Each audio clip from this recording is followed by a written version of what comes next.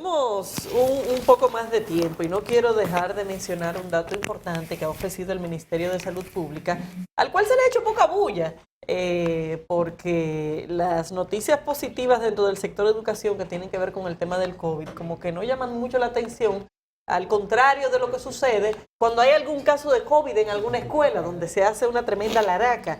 Miren, el ministro de Salud Pública señaló que hasta la fecha se han realizado 13.382 pruebas de laboratorio en las escuelas. Y la positividad es de 1.62%, sobre todo siendo los profesores los cuales se ha detectado la mayor cantidad de casos.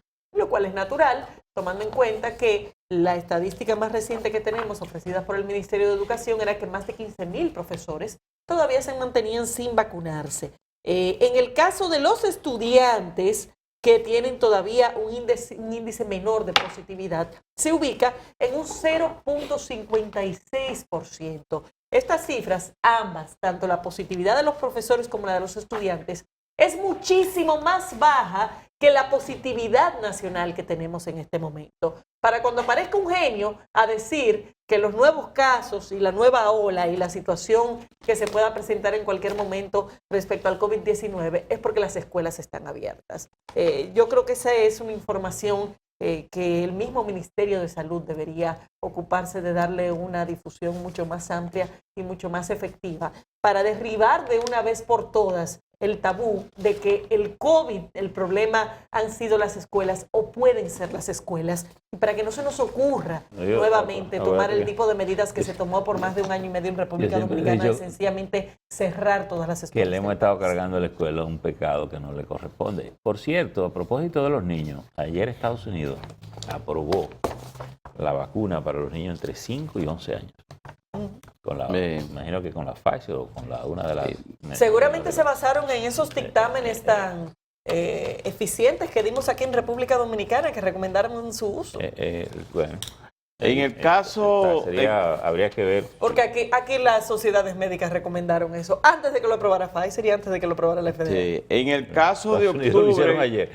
Ayer fue que finalmente la FDA dio la autorización.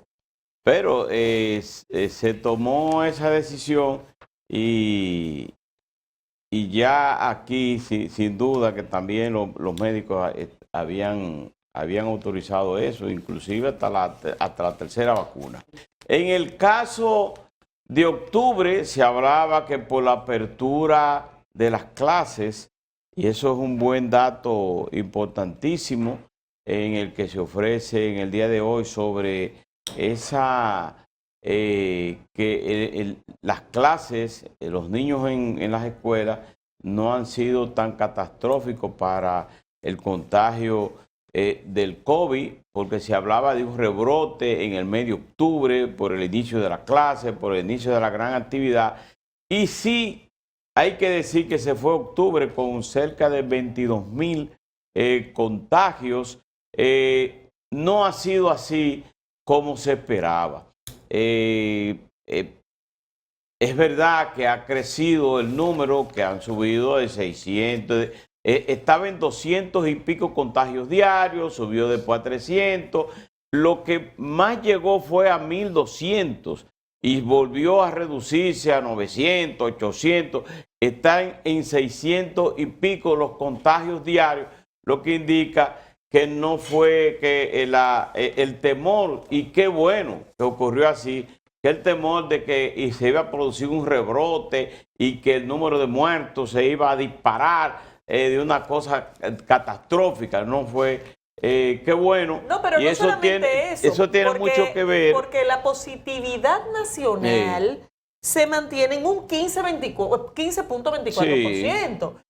No tiene que haber una situación catastrófica para que se pueda decir, bueno, es que seguimos teniendo una positividad mayor de la que Subió de 11 deseable. a 15. Porque recordemos que el mismo gobierno había condicionado la apertura de las clases a que la positividad estuviera por debajo de un 5%. Sí. Y bajo esa lógica fue que se empezaron a abrir algunos municipios a finales del periodo pasado, del año escolar pasado, que como quiera concluyó con las escuelas cerradas. Pero estamos hablando de una positividad nacional de 15.24%, mientras que la positividad en niños en las escuelas abiertas es de 0.56%. Y la de los profesores, que siguen siendo una franja en la cual hay un altísimo número de no vacunados, con más de 15.000 profesores sin vacunarse, y aún así la positividad es 1.62%. Dígase que es 15 veces menor que la positividad nacional en este momento. Para cuando se nos ocurre decir que esta es la fuente del contagio y que cualquier aumento que se pueda registrar, porque es posible que se siga registrando un aumento, como de hecho hemos tenido unos picos en este periodo. Pero cuando se nos ocurre decir que hay que cerrar las escuelas nuevamente porque hay un aumento de los casos,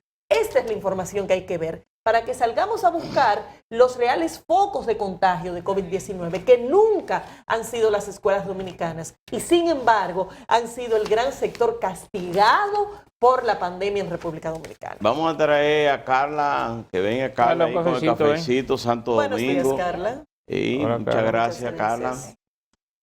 Y a propósito de las escuelas, en el Gracias, día de Carla. ayer, el Tribunal Superior Administrativo emitió, ¿verdad?, un fallo en el que le da ganancia de causa al Ministerio de Educación frente a una petición o a una decisión de la Dirección General de Compras y Contrataciones, que señalaba que en el caso de la MINER excluyó a entidades que cumplían con el pliego de condiciones y que además ofertaban un mejor precio de netbooks, laptops y tabletas. Este es en el caso de las diferentes compras que hizo la MINER, y que las licitaciones para adquirir esos equipos electrónicos estaban cerca, se gastaría o gastó el Estado a través del Ministerio de Educación 1.300 millones de pesos para ejecutar esos contratos.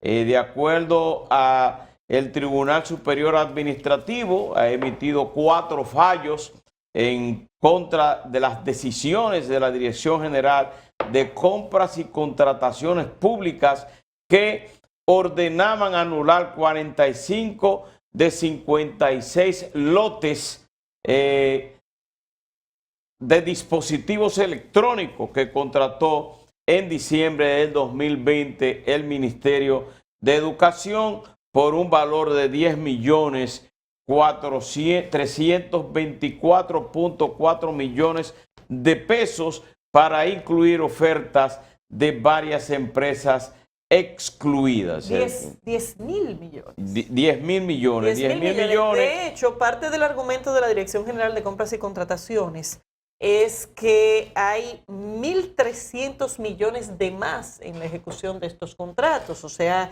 que esos 10.000 pudieron reducirse en 1.300 millones. Y este es uno de los puntos, señores, que va a tener que ser revisados a nivel de la Ley de Compras y de las facultades de la Dirección General de Compras y Contrataciones.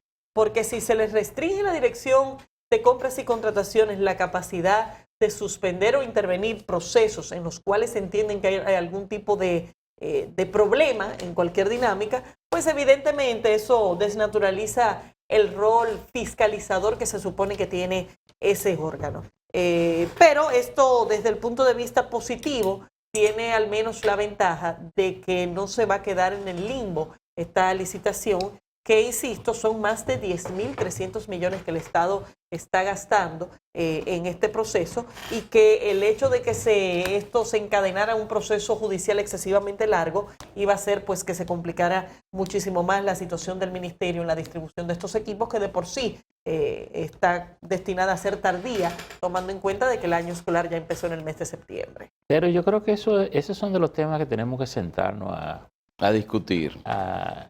Más que a discutir, a diseñar bien cómo debe funcionar, porque en definitiva ese es el control del Estado, ¿verdad? Se supone. Compra y contrataciones, el control, Sí, no, por digo, lo menos de las compras. no de las compras, del manejo presupuestal, del control del dinero, primero, de lograr que las cosas se hagan en base a la ley. Segundo, de asegurar que sean las mejores operaciones en favor del Estado, ¿verdad? En términos y que garanticen gerencia a tiempo, porque la forma en que hemos estado operando es que tú haces la licitación y yo digo, tú no puedes subir una licitación con falla para que después que ya hemos ejecutado, entonces descubramos que tiene una falla. Es decir, yo creo que compra y contrataciones, si va a ejercer ese rol, tenemos que ponerla, que si yo quiero comprar algo, antes de que yo subí eso y le di el clic a subir, un proceso de auditoría me verifica que lo que yo estoy subiendo es una cosa de acuerdo a la ley. ¿Por qué? Porque no es posible que también tú tengas una retranca en la parte operativa del Estado.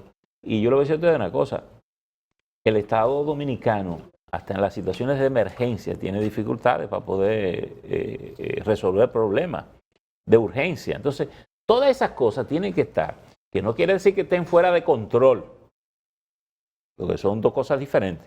Pero tú tienes que darle a los funcionarios también capacidad gerencial con responsabilidad. Es decir, que si usted metió la pata, tiene que saber que tiene una consecuencia. Pero no puede usted tener una camisa de fuerza para que en una emergencia usted tenga que estar sometido a una serie de restricciones que no lo deja operar. En el caso de compra y contrataciones, sin duda que es un organismo de control, pero también hay muchas cosas burocráticas y que hay que manejarlas, porque incluso decía el presidente de la República que hasta para comprar un vehículo en una institución, para el manejo normal de una institución, dura hasta 7 meses. Bien, sí, pero eso es una exageración. Pero puede haber exageración en eso. Y se ha dicho mucho, como ejemplo, ese no es el estándar. Por eso y el problema más grave aquí a nivel de las compras no es lo que dura el proceso, que dura mucho, pero tiene que durar mucho porque si no, las instituciones distorsionan el proceso. Porque si no dura mucho esa convocatoria, lo que se le avisa es a 2 o 3 amiguitos para que vengan y presenten las ofertas y al final se termina distorsionando. De hecho, el problema que tiene la ley de compras al día de hoy no son los plazos. El problema que tiene la ley de compras es que a pesar de lo burocrática que es, siguen permitiéndose que se cuelen manipulaciones y problemas, incluso en las licitaciones de más altos costos, porque incluso en las pequeñas pasa todo más desapercibido, pero en estas licitaciones multimillonarias y millonarias en dólares, todavía se siguen presentando situaciones a pesar de lo burocrático que es el proceso. Aquí el problema principal de la ley de compras, y sobre todo en esta gestión que es una gestión nueva, es la falta de planificación del proceso de compras. Porque sí, usted necesita planificar 3 o 4 meses antes, y si no lo planificó y no lo abrió a tiempo, no le va a dar tiempo. Por eso que Entonces, eso lleva un nivel de planificación que las instituciones tienen que estar organizadas para poder llevarlo. Y si no están organizadas, o está entrando gente nueva, o se saca a toda la gente que sabía de ese proceso, pues ni se planifica, ni se inician los procesos. Cuando tú hablas de gerencia, hablas de todo eso. Ah, sí, eso sí. No hay gerencia sin que tenga todo eso. Es decir, es muy simple. Por eso te digo, esas son las cosas que hay que sentarse a diseñar bien cómo debe operar. Porque cuando usted establece esos procedimientos, usted nada más se equivoca cuando lo viola. ¿Ok? Entonces, fíjate que en el medio, ustedes se acuerdan en medio de la pandemia que el gobierno tenía muchísimos escándalos, suspenden una licitación que llevan. Ninguna de esas licitaciones se ejecutaron, sino que se quedaban en el proceso una vez se detectaban. Digo yo, pero ¿y por qué la suben y no la pasan por un sedazo para que el país crea que está gastando 10.000 millones de pesos, 10.000 cuando no se están ejecutando, porque se detectan y se bajan de ahí? Entonces yo digo, no pueden entrar al sistema hasta que usted no esté verificando que es una cosa bien hecha, bien estructurada, bien planificada y que el Estado no está teniendo ni el riesgo de que se compre una cosa a sobreprecio, ni carga con el perjuicio de creer que se está malgastando el dinero. Porque en esto la percepción, basta con la duda de la percepción pública para pensar que tú te estás robando el dinero. Y en esta licitación del Ministerio de Educación, tal vez el ejemplo más reciente y más importante, después que el gobierno tiene ejecutado y compra y dice, viene el recurso y se toma. Entonces, ¿cómo va a ser que no estemos dando patada nosotros mismos, como gobierno, como Estado? Con pagos hechos, con Usted equipos tiene de que hacer la camino, cosa. Pero claro, hay un y gente problema. que comprometió una compra, que comprometió esto. Es decir, esas cosas, y yo te diría, a lo mejor compra y contrataciones estaba verificando bien su asunto, pero no debe hacerlo después de, tiene que hacerlo antes de. Bueno, pero que el problema viene con la situación de la evaluación de los oferentes, que ya ahí los plazos corren rápido, entonces corren rápido los tiempos de entrega, corren rápido los pagos, y al correr todo eso tan rápido, cuando viene a intervenir la Dirección de Compras y Contrataciones, el tema va avanzado. Sí, pero que por tú lo no tanto, puedes, es un tema que hay que revisar. Tú no le puedes caer al toro para agarrarlo por el rabo. Eso sí. Espera que te cruzó y dice, ay, pero es por el rabo que tengo que agarrar. Tú agarras el toro por los cuernos, se dice, cuando tú lo tienes controlado. Por tanto, si compra y contrataciones le damos la tarea, y esa es la tarea, de controlar que los recursos públicos sean bien utilizados, entonces démosle a compra y contrataciones todo el poder y todo el mecanismo para que cuando yo quiero comprar este lapicero, yo sé por dónde, solo puedo entrar por una vía. Para que ese lapicero no cueste más de lo que cuesta realmente en el mercado. Que yo no esté favoreciendo a alguien, que yo no lo quiera comprar a Laura porque Laura es mi amiga, porque yo quiero favorecer a Alberto Caminero. No, solo puedo hacerlo de una sola manera. Y la publicidad no queda restringida que yo le diga, oye Laura, vamos a hacer una licitación, prepárate una cosa rápida ahí para que, tú da primero. No, es una información pública que está al dominio. Y oye lo que te voy a decir, todo el que vende al Estado, tiene incluso personas chequeando esa página 24/7. 24/7. Tú mueves una cosita y que te dice, y uno de Caminero y ¡shup! Aquí está, una licitación. Además, porque el que tiene ese negocio tiene estructurado toda una respuesta rápida. No, y además, y oiga esto, compra y contrataciones tiene algo positivo, además del control para las compras y que de eso se valen las instituciones del Estado, el MAP, para el asunto de la semaforización de las instituciones del Estado, quienes están en verde, quienes están en amarillo, quienes están en rojo, en cuanto al proceso de transparencia en las diferentes instituciones. Pero compra y contrataciones, cada vez que a nivel de los diferentes organismos del Estado se va a hacer una licitación, sea pequeñita o sea al más alto nivel, o sea con mayor cantidad de recursos, siempre envía a las diferentes empresas que tienen que ver con ese renglón en el que se va a licitar, y se le envía porque yo recibo oye lo que te voy a decir. Como empresa. Oye lo que te voy a decir. Las empresas productoras grandes del país no participan en eso. Sí. Y no participan por varias razones. Primero, cuando tú quieres racionalizar tu presupuesto, tú tienes que tener garantía primero, de que tú pagas, de que tu pago llega en el tiempo real. Por tanto, la mayoría de las empresas, qué sé yo, para decirte, el que produce azúcar, que produce leche en grandes cantidades, no se mete a esas licitaciones. Oye lo que hacen. Te dan el derecho, por ejemplo, yo voy a una empresa de esa y me da el derecho a yo licitar sus productos. Y yo le compro, yo le pago. Laura produce azúcar. Laura, yo necesito que tú me des el derecho. Laura me da el derecho de yo comercializar su azúcar. Y yo le compro, pero yo le tengo que pagar su dinero. Ella no va a patalear allá con la burocracia ni a bregar con el gobierno que le pague. Entonces, ¿qué pasa? Yo que estoy metido en ese negocio, voy haciendo un capital. Tengo mecanismos financieros, voy al banco, cojo una línea de crédito y yo le digo al Estado, no hay problema, yo te doy el azúcar. Tú me la pagas después, obviamente. Por muchos de esos sobreprecios y cosas que yo le pongo, pues yo sé que muchos o no me pagan o no me van a pagar. Esas distorsiones que tiene esas licitaciones. Por ejemplo, Si usted no produce azúcar, por ejemplo, usted no puede comprar, usted no debe licitar aquí azúcar. No. El que produce azúcar me tiene que venir a licitar aquí al precio razonable o no le compro el azúcar. Si usted produce leche, no me mande a nadie aquí. Usted tiene que venir a licitar si leche si usted quiere que yo le compre su leche. Con esta condición. Ahora, yo tengo que garantizar que cuando yo pago esa licitación a precios razonables, mire, su dinero está aquí. Garantizado. Usted no tiene que andar detrás de mí para que yo le ande buscando y que aparezca un sinvergüenza después diciendo, ven, yo te resuelvo el problema y un 20%. Ese tema, si tú no lo resuelves, no hay forma de tú resolver el tema de las licitaciones públicas, porque eso está amarrado con todo eso. Y entonces, es más, ahí hay tipos que para tú entrar a una licitación, tú tienes que pedirle permiso y ellos te dejan entrar, te dan cuota. Sí. Así opera eso.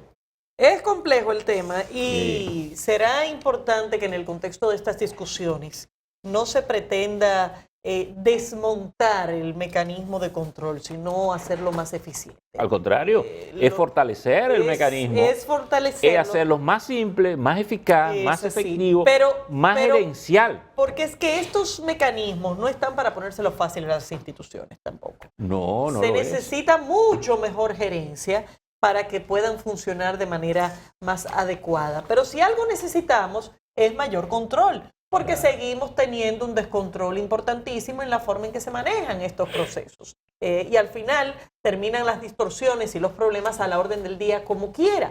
Entonces, estamos haciendo el esfuerzo institucional de tener estos controles, pero al final el resultado sigue estando contaminado, pues hay que revisar los controles, no para desmontarlos, ni para hacer más fácil el trabajo gerencial, ni para que sea el proceso tan corto que al final no se pueda controlar nada. No, para que tengamos mejores controles y logremos que finalmente sean compras más transparentes de este Estado. ¿Qué se debe ser? Aquí hay una famosa licitación, una vez que se produjo, que estaban comprando unos carros. Y en la ¿cómo se llama? En la base en el pliego de condiciones, se estableció que el carro tenía que tener el mofle a la derecha, creo, algo así. Los carros tienen el mofle a la izquierda, ¿verdad? Pero ese lo tenía a la derecha. A la derecha. Le pusieron en la petición que el mofle tenía que estar a la derecha. Que estar a la derecha. Por tanto, la licitación, porque lo hacen a la... Lo que te quiero decir es que una de las observaciones... Tú te ríes, pero así es que las... Ajá, pero así me que la río porque te digo, esos son de los trucos que se produce para dirigir el asunto. O cuando tú le dices... Que no necesitamos vehículos con mofle a la derecha, o cuando sino a tú la le dices izquierda. a una licitación en una institución, para usted, como pliego de condiciones, usted tiene que darme 10 millones de pesos en una garantía de un depósito bancario. ¿Y quién tiene los 10 millones? Solo Laura lo tiene, lo puede poner, lo puede disponer. Percio. Entonces solo Laura va a ganar. Así mismo. Correcto. Entonces yo digo, no, los pliegos de condiciones tienen que estar establecidos universalmente. Si usted va a licitar en todas las instituciones del Estado que reciban dinero público, es de una sola manera. Y la única cosa que usted puede poner como institución es las especificaciones de lo que usted quiere comprar, sin decir ni marca, ni referencia, porque usted dice, bueno, no, pues yo la que quiero es de tal marca. No, pues entonces usted va y la compra directamente a la fábrica, vaya.